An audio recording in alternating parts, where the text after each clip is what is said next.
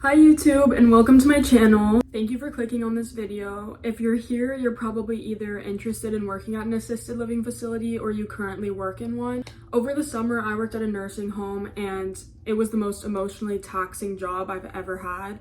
I gained so much respect for people who are able to stay in that line of work long term and have a good attitude while doing it because it's difficult. There were some rewarding aspects to the job, but today I'm going to be talking about things that I really wish I knew going into it and things that you should know.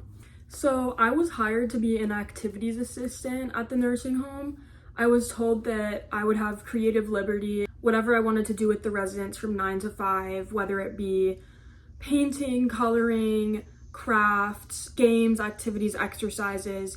I would just be coming up with activities like that and doing whatever I could to keep them engaged. That's basically what I was told and the information I was given. I wasn't trained for a lot of the tasks that I ended up having to do, such as helping residents get up and walk from room to room, putting them even in their beds and making sure they were comfortable in their rooms. Because a lot of the times the caregivers weren't around, so those tasks fell on me. I wasn't trained or prepared for that. And I also wasn't trained for a lot of the cognitive challenges and mental health crises. And a lot of the time I didn't know how to respond to that. There were times where residents would turn on me out of confusion and become aggressive. So the first thing you should know is the quality of the place you're about to be working at. Confirm and make sure that they give proper training and payment to all of their employees and that you are made aware of all the tasks that you're going to be completing. Because like I said, I was hired to just do activities and I ended up doing physical support for all the residents and supporting their cognitive challenges. There was mental health crises that would occur that I had to be there for them. Like I said, I wasn't trained for that. I didn't think that there was a great quality at the facility I was at. There was a time where a med tech was administering medicine to the residents. It was medicine hour and they pulled one person from where we were in the living room watching TV. They pulled them into a different section of the room, gave them their medicine. This person was wheelchair bound, so they had to push them in there. They gave them their medicine and then left the person sitting there facing the wall for over an hour. I didn't realize the person was still in there until I walked by. They didn't take the time to move them back just sitting in front of the TV so that they could be engaged with something. There was a lot of apathy like that I experienced, which made the job really difficult. So make sure that you are choosing a good environment. Elder abuse is very real and it's a very big issue. To give you some background, about 44% of nursing home residents have reported being abused and 95% of nursing home residents have reported witnessing abuse of some type. And 60% of that, studies have shown, is perpetuated by caregivers. So this just underlies the need for proper training and the importance that before you begin your job, you do your research on the facility. So another thing you should know is that most, if not all, of the residents will probably have a cognitive condition like Alzheimer's, dementia, and Parkinson's disease. These conditions can cause people to act really out of character. You have to have a really high level of patience, and you also have to know not to take things personally. A resident that you're friends with and that you really love and talk to every day, maybe you think they're really sharp and aware of what's going on, they might turn on you and become really aggressive and wary of you and your intentions and saying really outlandish things. And you have to know in that moment that this is out of character for this person and it's because of a condition they have. Sometimes it can be really hard to know how to respond and really sad when a resident is dealing with a cognitive crisis. One day I was walking through the hall and a resident who I loved a lot and had a good relationship with was sitting in the hall. She's 100 years old. She turned to me and said, "I don't know who I am, where I am, or what I'm doing. Can you help me?"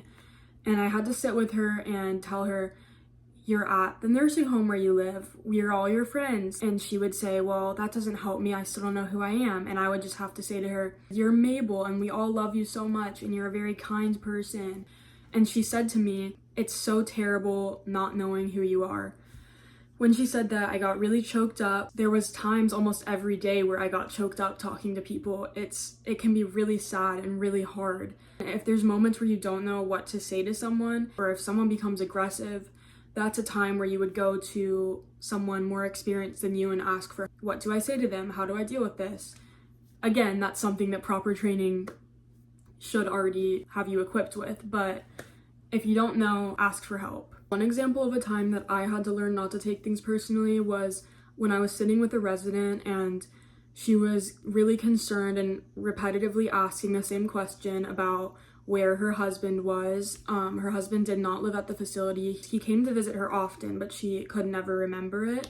She kept asking me, where is my husband? And I kept telling her, he visited you the other day and he really loves you and cares about you and he's gonna be back, but it just wasn't enough. And she even said that she was gonna leave the facility and go try to find him, and was threatening to get up out of her wheelchair. She was trying to get up. She was really starting to get kind of panicked about it. I kept assuring her that he would be back. So she kind of turned on me. She looked at me and she said, have you dated my husband? And I was like, no, love, I haven't dated your husband. Let's just focus on something else. And she kept kind of spiraling with that. And she was like, I know you have. And then she turned to me and she kind of like jumped out at me and she was like, you better not. She was like, I'll get ya. And like jumped out at me. And it really scared me. I like jumped back. She was like, I'll get ya. You better not. Like, I'll stab ya. And it was really scary. I was like, what is going on? And then she kind of kept questioning me. She was like, have you dated him? Have you kissed him? Just saying like really extreme things. I was scared. Like in that moment, I was freaked out, and I had never had someone that much older than me like get that suspicious of me and make accusations like that to me. It caught me off guard, and I had to like step away from the situation, ask someone else to kind of step in. And I came in the next day still thinking she was gonna like maybe hate me or be aggressive towards me. But that very day, she looked at me and she was like, thank you for being so nice. I love you. But it just really showed me that you cannot take things like that personally, because a lot of the time it's very out of character for that person and they don't mean what they're saying, and they're not going to remember it a few minutes later, unfortunately. So a lot of people have lost the fine motor skills to be able to hold certain objects with their hands, but it's important to know stuff like that when coming up with activities.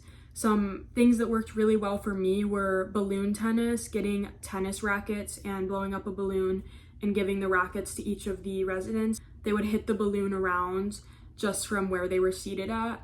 That works really well. People really loved bingo. Another thing that works well is doing a simple, maybe like a yogurt cheesecake jar that they can make, and giving each person a jar and bringing the ingredients around to each of them and helping them take the ingredients with their spoon and put it in their jar. It can inspire them to want to eat it and to feel like they've done something productive. But with stuff like that, you have to be really careful and know the capabilities of each person. Even with playing bingo, we had a bowl of prizes that was like candy, little candy pieces that each person could get when they won bingo. And I knew not to leave that bowl out on the table in front of certain residents, because they would kind of steal from it. They would be a little confused. So I would know to put it on a separate table where I could see it. So just keeping in mind and getting to know the capabilities of each unique resident is very important when planning activities. One thing I did not expect at all was how powerful music can be in bringing joy and comfort to people who have severe cognitive conditions. There was one resident who could not really speak at all. If he would say anything to you, it would be very incoherent, and you couldn't understand what he was saying because he was cognitively impaired. But if I would turn on Johnny Cash, which was his favorite singer, he would sing so clearly and just light up and get so happy. You could understand like the words he was saying, and he remembered all the lines of the songs when he probably couldn't even remember what had happened a few minutes prior. Another time, a woman came in as a volunteer and brought a guitar and did a sing-along with the residents, and she sang songs that were common from their youth, such as West Virginia, like Country Roads, the song She'll Be Coming Around the Mountain When She Comes. And I had never seen so much life and joy in the room as I did in that moment. The residents were all like singing along. they were just lit up when most of the time they couldn't even tell you what they had eaten for breakfast, but they could sing those songs, memories that they had from 50 plus years ago. The reason for this is actually because as people age, and especially people with conditions like dementia and Alzheimer's, their short-term memory deteriorates, but their long-term memory, especially those from childhood, stays completely intact. And so playing music from the residents' childhood helped so much when they needed comfort or joy, or when I just wanted to entertain them. You could even take it a step farther. If you're going to be working at a nursing home and you know you can play the guitar really well, or you're a really good singer, I would really recommend doing sing-alongs with them and playing music from their childhood, because like I said, when the woman came in and did that, that was one of the best memories I had with them. On that same line of thought, there's actually something called reminiscence therapy that encourages elderly people to talk about events from their childhood, specifically positive ones, and studies have shown that people with dementia and Alzheimer's are actually at their happiest when they're talking about things from their youth and childhood. Since they are more likely to remember things from their past, it helps bring them a sense of self and comfort. A lot of the time when I was struggling to get someone to open up and talk to me, or just talk at all, I would ask them, like, did you play any sports growing up? Or did you ever go on any fun vacations with your family? Or what were your parents like? And questions like that really helped get them out of their shell, and it was good because it was something that they could talk about. If I was to ask them, how was lunch? What did you eat for lunch?